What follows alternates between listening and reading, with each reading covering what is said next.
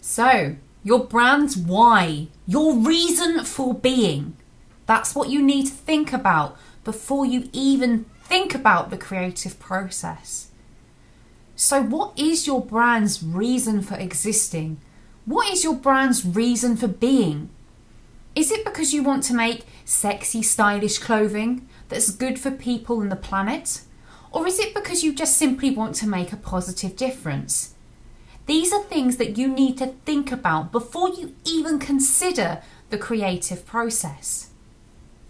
So what you're going to get a taster of within this module is not only creating a concept digitally, but also the strategic brand creation and development process.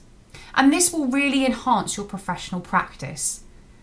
I'd really like you guys to create a fashion branded concept that has real meaning and relevance to today's market. So think about your why and write down your why, because your why is your brand's reason for being. Everything resonates outwards from that. So think of your brand's reason for being as a circle, and then everything else, your brand touch points, your brand application, your communications, everything resonates out from that.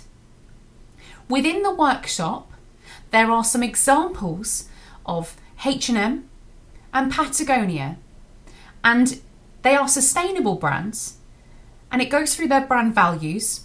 And within that, I've identified their why, their who, and their what.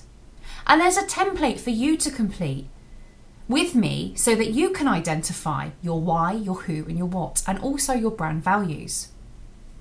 Once you've done this, and you've aligned your brand with your archetype and decided what your archetype is, which we did in a previous workshop, you have such a strong brand DNA that you'll be able to create a brand that has the potential within the future to become an iconic fashion brand.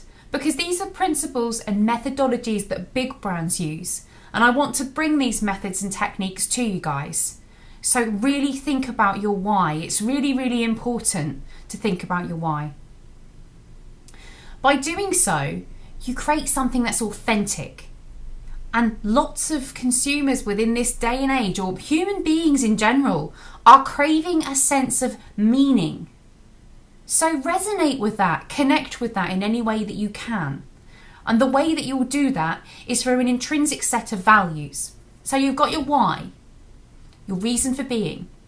You have your products, which is your what. Now, everyone in marketing is very, very focused on the what.